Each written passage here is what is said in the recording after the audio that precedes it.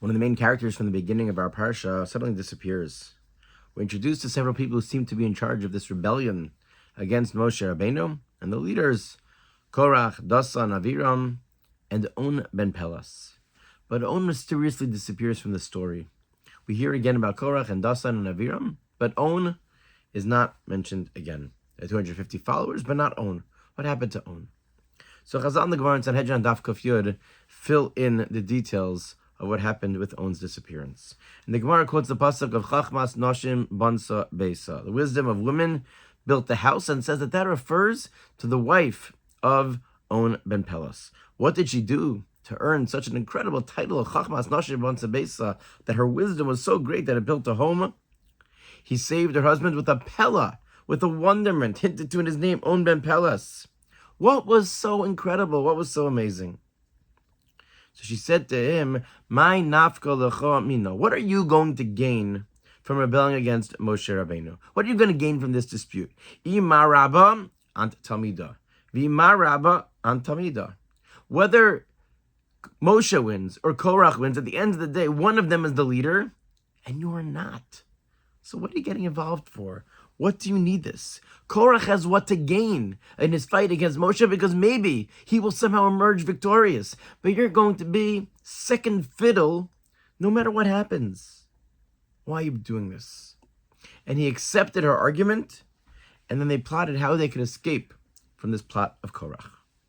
Now think about it. What she said was completely logical and almost obvious. What's the tremendous display of wisdom, of chachma, for which he is credited? What's the pella? What's the wonderment that took place? On could have, and maybe should have, figured all of this out on his own. And why didn't On simply respond, "I'm not doing it for personal gain. There's a principle. There's an ideology. What Moshe is doing is wrong, and I'm standing up for the people"? Mizrahi Zatzal, in a Sefer Berachos Mordechai, suggests that in fact, On's wife understood something fundamental about human nature, and it's really summarized in a Mishnah Maseches Avos. In the fourth parak of Avos, 21st Mishnah, Rabbi Eliezer HaKapar Omer, Kina v'ataiva v'akavan motzinas adam min ha'olam. Kina, jealousy, taiva, desire, pursuit of desire, v'akavan, a pursuit of honor, remove a person from this world. It doesn't simply say it's a distraction. It doesn't say it's not the proper way for a Torah Jew. It removes a person from this world. What does that mean? What does it mean, motzinas adam min ha'olam? On ben Pelas' wife understood what it means. That these three pursuits completely can overtake a person, that they're removed from this world. They're not thinking rationally. They're not thinking logically anymore. They don't see things with a clear vision. They're consumed by the jealousy and the covet, and therefore there is nothing that you can appeal to that is going to work in order to be able to save the person. The jealous person, one who's following his desire, seeking kavod, no longer acts rationally.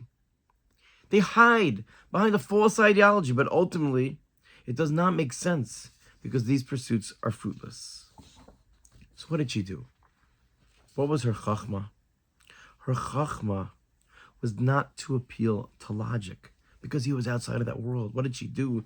She appealed to his kavod and his jealousy. You're jealous and fighting against Moshe? Think about it. You're not even going to gain the kavod. You're pursuing kavod, and it's not going to come to you. You're going to be subordinate anyway.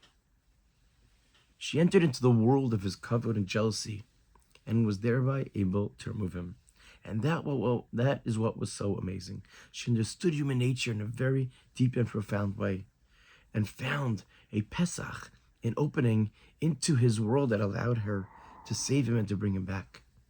And it's so true that sometimes logic isn't going to work.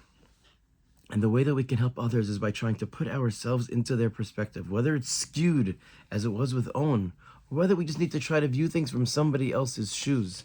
The way that we can influence in a positive way and bring others back is by trying to step out of our vision and trying to see things through their perspective and their vision. That's what gives us the ability to help elevate those around us. That's the Chachmas Noshim Bansa Beisa, the wisdom of On ben Pelas, that understanding of human nature that helped her to save On, and allows us an insight into how it is that we can help and elevate those around us.